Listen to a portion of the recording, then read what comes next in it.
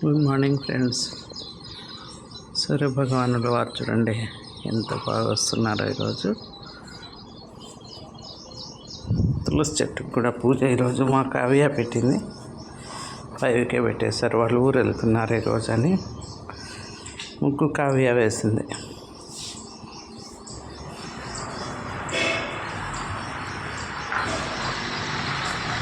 అందులో వచ్చేసినట్టున్నారు ఆయన. పూలు కొయ్యాలి ఫ్రెండ్స్ ఇప్పుడు.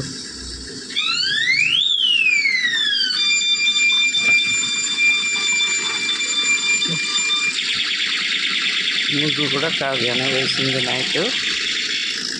మందారం ఒకటి వచ్చేసింది చూడండి.